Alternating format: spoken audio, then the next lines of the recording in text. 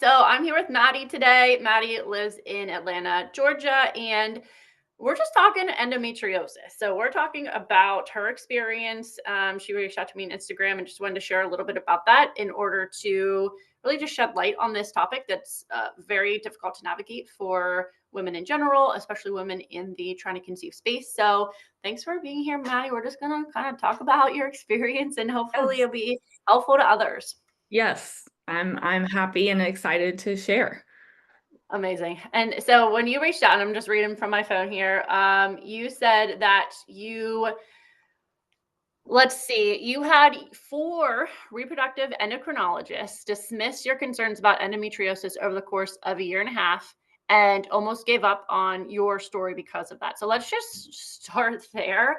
And Yeah. you tell us a little bit about, your experience in your own words, and then what happened when you did advocate and get the proper care that you knew you needed. Yeah. So, I don't know how in depth you want me to share, but if I'm going too far, just let me know. But I have a son, he's 6. We conceived him unassisted when I was 27. It did take a year. So I do think I was, experiencing endo at the time. I think I've been experiencing symptoms since I was like 21, 22.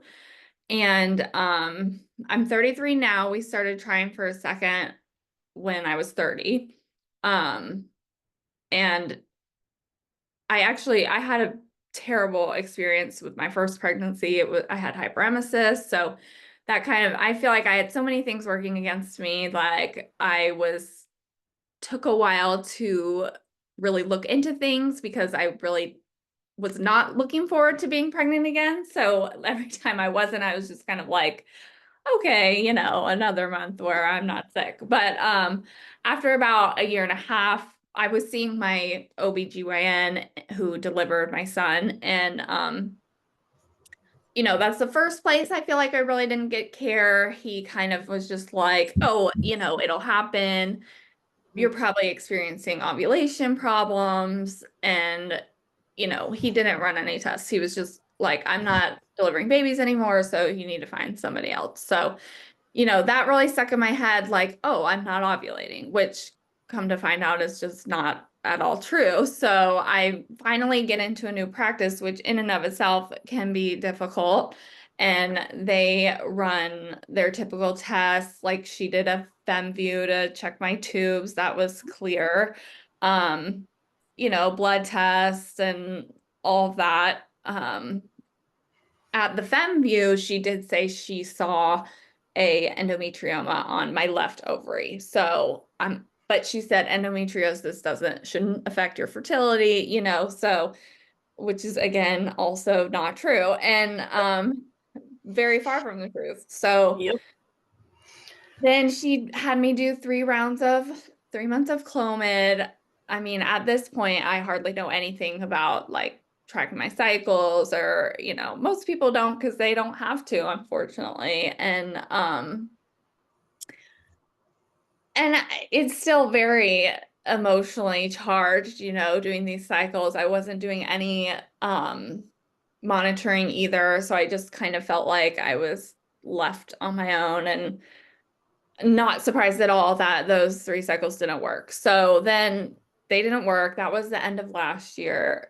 Then she says, well, you need to go to fertility clinic. So at this point, I had seen my old OB, I had seen this new one, and she had another one at her practice who I also saw. So that's 3 doctors so far. And then we went to a practice, and I had my worst experience there. It was a clinic. He said, skip IUIs. You guys have been trying for long enough. Um, and every person I'm asking what's causing this, because I have a child, so I'm like, I know that something has changed between then and now. And I wasn't at an age where it was like, oh, well, I'm just too old, and so I'm just the type of person like, I knew there was something. I anyway, so but they give you so much like hope at these fertility clinics, they don't really give you the facts. it was just like, oh, you're young, you've had a child, like IVF will work. But Mm. in my head, I knew like whatever it was that was causing us to not conceive naturally could affect our IVF outcome. Did they say So, anything about, like, were you able to ask them that particular question at all, or just not in the mix of everything at the yeah, time? every doctor I've asked, what's the issue? And especially these REs will say, well, we can't know everything, so just try IVF. So we did. It was horrible. I mean, I am open to going back now if we have to. Sure. And I definitely think there's a place for it, and it's something we should protect, as a society, but it also is not just like a magic pill. So we did it. Everything was looking really good. I was monitoring. They were saying like, oh my gosh, they were asking me what names I had picked out. Like, and it was just like, oh, it's inevitable. And then we did the retrieval, which I was very anxious about. It's not like an easy process, but we did it. They got it was a mini stim too, so my doctor was really passionate about that, like not going full force into the meds, which I am thankful for, because I don't think, especially now knowing I had endo, like it would have Yeah. been really bad. But uh we had 9 mature eggs, 7 fertilized, and then by the 7th day we had no blasts. So that was really tough. That was like a very low point. We felt like that was the end of the road. Um and the doctor was basically like, I have no idea like why this happened. And Wow. he wanted to do the exact same thing again, and I just felt like that made no sense. And even the financial burden of just asking someone to do that over and over again is, I think, unethical without like trying to figure out what's going on. And supposedly this doctor, he was an endo expert. That's how he described himself. And I said, my OB mentioned this endometrioma about 6 months ago. What do you think about it being? And he basically told me it would be a waste of time to pursue a diagnosis, waste of time to pursue surgery. And I mean, I do think IVF can overcome endo, but anyway, so I didn't feel good about going back. So we kind of pursued some more, and I did talk to a lot of people in that time frame, like, and discovered like, okay, most of the time it's not just one round of IVF. Like most of the time it's 2, 3, 4, 5. Were you told Um, that going in at all? no, no, Okay. not even. I had no clue. Um, and so really, I spent like 4 months like gathering a lot of information, talking to Instagram accounts like yours. We did a holistic program that, we really changed our diet and supplements and stuff. And I do think we found a couple of things that were helpful, like, borderline thyroid, vitamin D levels were really low, iron were low. So um, I still felt like, you know, 3 years, no positive tests. I had a son, like it just didn't feel like numbers that weren't too far off, like that was causing it. So, Yeah. in the meantime, I had made an appointment with like one of the most prestigious like REs in Atlanta, and she was booked out for quite a while. So I didn't want to move forward with the old clinic. Um, so I was seeing 2 different REs at that time. One, um, we were approved for like a shared risk program at their clinic for IVF. So basically, like if you don't end up with the baby after a certain amount of times, you get your money back. And you have to have pretty good like markers to get that. So we were thinking about doing that. And then I was waiting to meet with this doctor, and I met with her and she was just like, oh yeah, IVF will work. I asked about endo. She said, you know, I wouldn't worry about it. Um, Mm. and just still just not feeling good about any of that. And I had a friend who had seen this doctor. She did 4 rounds of IVF. Um, she kept asking about endometriosis. The doctor said, you don't have it. She told her, you do not have And it. they how did they know that she didn't have it? Did they do any sort of Well, tests? they say Tests? when the retrievals, they say they should see stuff in the retrievals, which is not true Not true because at all. both her and I had retrievals. Nothing was seen there. Mhm. And I've heard 2 doctors say like you would know if you had it, and Also a very that is yeah, such a statement that delays understanding and progress for so many women because it's under the assumption that endo equals pain. We actually know that many times the only sign of endometriosis is fertility struggles in many right. women. And unfortunately, then they're not able to get the care. They're not able to get the MRI. They're not able to get the ultrasound because if you don't have pain, you don't have endo. So then there's no exploration, just Yeah. continuing on this IVF journey.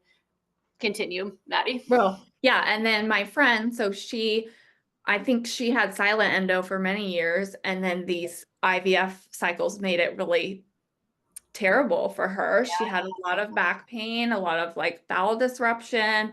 And so she found her own surgeon who is a really great surgeon here in Atlanta. And stage 4, her surgery was 5 hours long. She had to have a total bowel resection.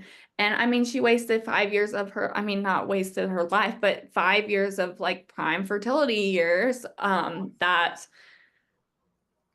anyway, the best doctor in Atlanta told her not to worry about. So at that point, I was like, okay, I can't see that person because I know what has happened to my friend. And so I started going down the road.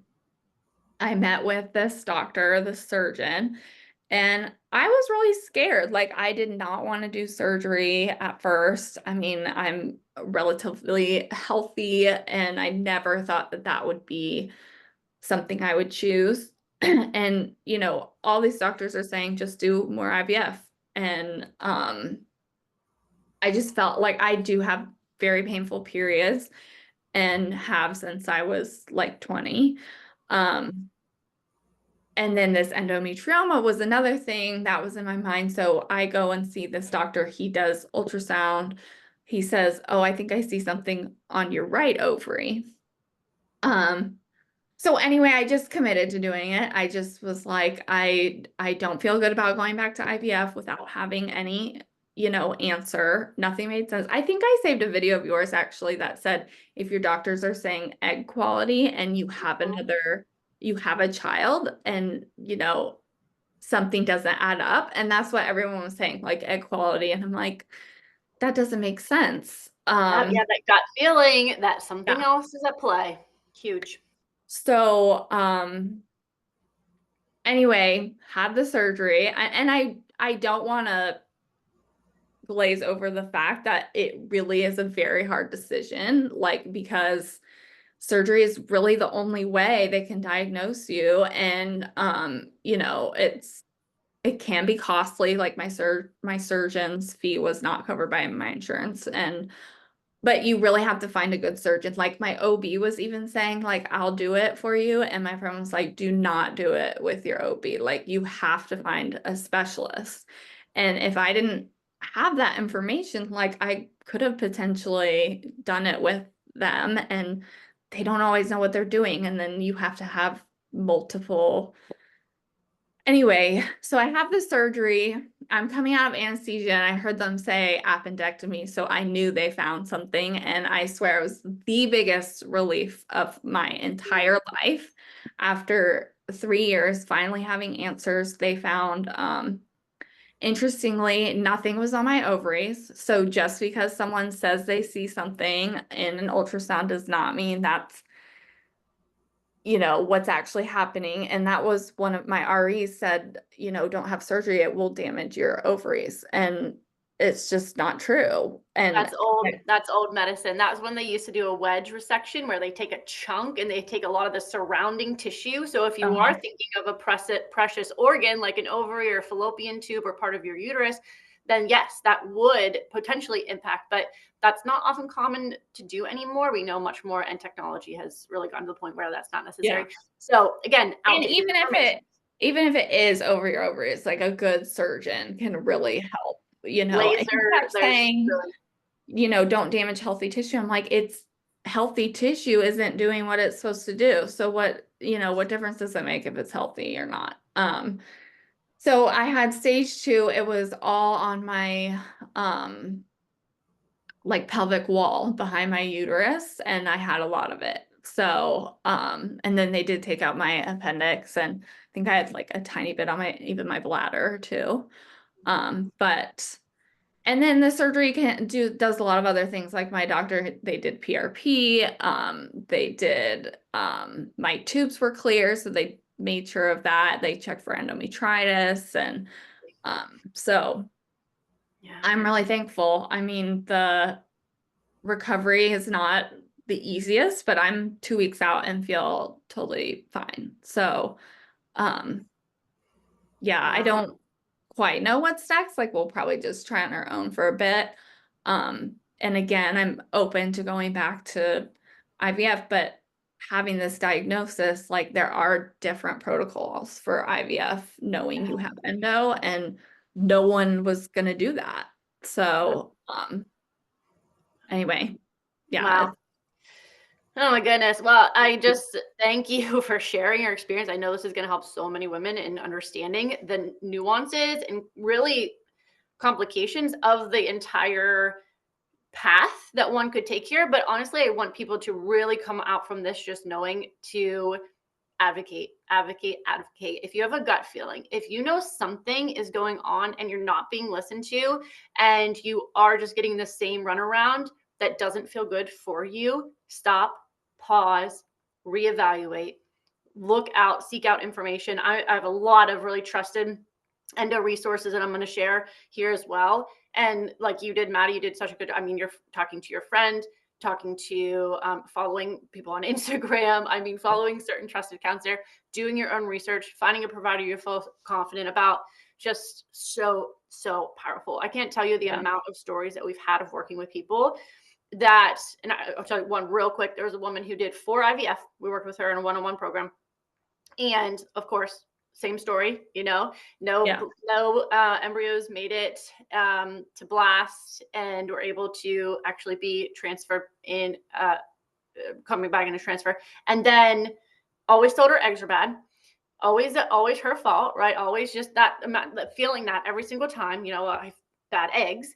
And right. then Or I'm not eating the right food, or I'm not, I'm not doing whatever it is. I'm not enough, right? Basically, what a lot of women feel. And then we referred her out, and with a skilled endometriosis practitioner on an on an ultrasound, which is uncommon, but on an ultrasound, they are able to see, and actually were able to see that this woman's ovaries were so adhered that her 2 ovaries had so many Mhm. adhesions from endo that they could see them in one view of their little ultrasound camera, one view. They Yeah. were so pulled together that her ovaries were almost touching. Uh-huh. And she did 4 rounds of IVF. Yeah. 4. It's insanity to me. It's my heart just is so heavy for women who have to go through that and not have answers and be told that nope, not an issue. Just do another round. Just Yeah. do it. Well, the statistics for endometriosis is very concerning, and I do not understand why well, I think it's because they can't make money off of it at these clinics, but it's infertility often equals endometriosis, and I don't understand why that's not one of the first Yeah. conversations you have. Um, Dr. Naomi Whitaker suggests, I mean, this is her field day in and day out, that around 60% of unexplained infertility cases are from endo. That's yeah. over. It's crazy, and how long, it takes to really get help with it. Yes. But Yeah. yeah, Yeah. Oh my goodness. Well, really, we just appreciate you coming on and sharing your experience again, because I know that so many women are having that gut feeling. They are asking questions, but not necessarily getting anywhere. Or maybe are, depending on where they're at in their journey, but coming against Yeah. many walls along the way and obstacles along the way, and people just telling them, no, it doesn't matter. And so, really having stories like this, I know, are going to be so helpful for people to hear it from women who have come through it and come out the other side as well. So, Yeah. Well, thank you for meeting with me and thank you for, helping people. It really is. There's so many people out there who say you just not having a diagnosis is makes your mind like go crazy. So that in and of itself is a really important thing for women to try to find. yeah, it's a crazy, it's a very interesting concept because it's the only time where we want to feel like something's wrong with that. You Right. know what I mean? It's Exactly. like you said, Exactly. when you woke up, you're coming out of anesthesia and you heard them talking, and the relief that you felt that they found something. It's such a backwards It is. concept. I kept telling my friends like before surgery, like I don't know what's worse, like if they find nothing or if they find like really advanced disease. But either way, like you need to know, especially if you're dealing with infertility. Yep, an answer is an answer, whether Yeah. it's that there's nothing there, we rule out a diagnosis, Right. or we rule in something to then take steps to address. So, Yeah. yeah. Any other pearls, takeaways, anything else that you want to share? I would say if you are considering IVF, you should have another practitioner alongside you who can help because they are so focused on one thing. Um, that's not that's not going to work, but you should be doing other things alongside it as well. Yeah. So Have that team. I would Build your say, team. yeah, It's a really great piece of advice for sure. And every practitioner has their toolbox. And it's really important to understand that an RE's toolbox is IVF. And if that's what you want, that's great. Go that way. Wonderful. But if that's not working for you, or you're being told just to keep doing it, and really you have that, again, that intuition that something else is at play, you got to bring someone else on board and understand what their toolbox can bring you, and really help to create that most efficient team. Yeah. Amazing.